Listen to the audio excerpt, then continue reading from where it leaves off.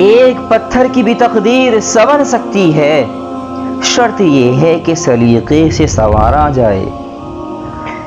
معزز سامعین، انسان کے کمال اخلاق کی ایک خوبی یہ بھی ہے کہ وہ باادب ہو، اس کی زبان میں، گفتار میں، کردار و اعمال میں سلیقہ مندی ہو، اس کو دیکھ کر آپ کی طبیعت میں خوشگوارانہ ماحول پیدا ہو۔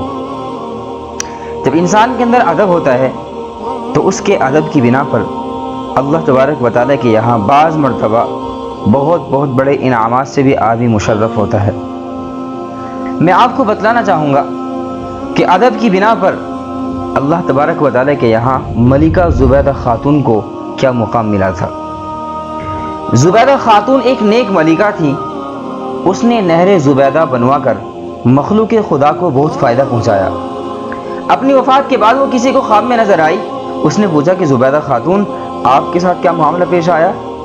زبیدہ خاتون نے جواب دیا کہ اللہ رب العزت نے بخشش فرما دی۔ خواب دیکھنے والے نے کہا کہ آپ نے نہر زبیدہ بنوا کر مخلوق خدا کو فائدہ پہنچایا، آپ کی بخشش تو ہونی ہی تھی۔ جانتے ہو زبیدہ نے کیا کہا؟ زبیدہ خاتون نے کہا نہیں، جب نہر زبیدہ والا عمل پیش ہوا تو پروردگار عالم نے فرمایا کہ کام تو تم نے خزانے کے پیسوں سے کروایا، اگر خزانہ نہ ہوتا تو نہر بھی نہ بنتی، مجھے یہ بتاؤ کہ تم نے میرے لیے کیا عمل کیا؟ زبیدہ نے کہا میں تو گھبرا گئی کہ اب کیا بنے گا، مگر اللہ رب العزت نے مجھ پر مہربانی فرمائی، مجھے کہا گیا کہ تمہارا ایک عمل ہمیں پسند آ گیا۔ ایک مرتبہ تم بھوک کی حالت میں دسترخوان پر بیٹھی کھانا کھا رہی تھی کہ اتنے میں اللہ اکبر کے الفاظ سے اذان کی آواز سنائی دی۔ تمہارے ہاتھ میں لقمہ تھا اور سر سے دوپٹہ سرکا ہوا تھا، تم نے لقمے کو واپس رکھا، پہلے دوپٹے کو ٹھیک کیا پھر لقمہ کھایا۔ تم نے لقمہ کھانے میں تاخیر میرے نام کے ادب کی وجہ سے کی، چلو ہم نے تمہاری مغفرت فرما دی۔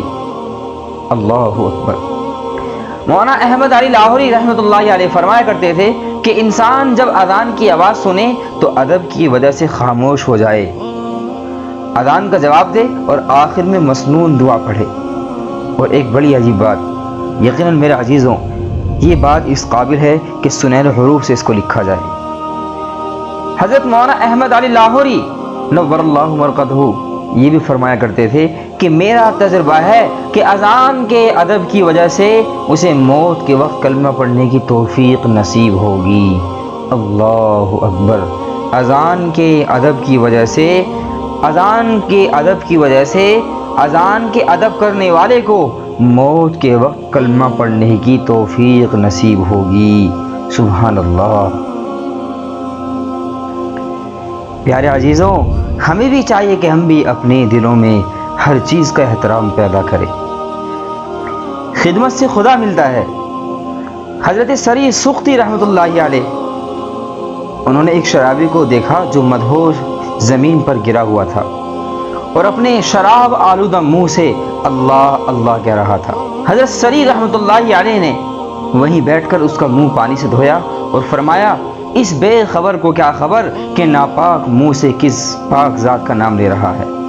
منہ دھو کر آپ رحمۃ اللہ علیہ چلے گئے۔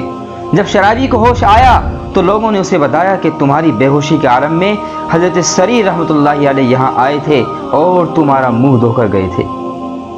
شرابی یہ سن کر بڑا پشیمان اور نادم ہوا اور رونے لگا اور نفس کو مخاطب کر کے بولا اے بے شرم، اب تو سری بھی تجھے اس حال میں دے گئے ہیں، خدا عز و جل سے ڈر اور آئندہ کے لیے توبہ کر۔ رات کو حضرت سری رحمۃ اللہ علیہ نے خواب میں کسی کہنے والے کو یہ کہتے سنا اے سری، تم نے شرابی کا ہماری خاطر منہ دھویا، ہم نے تمہاری خاطر اس کا دل دھو دیا۔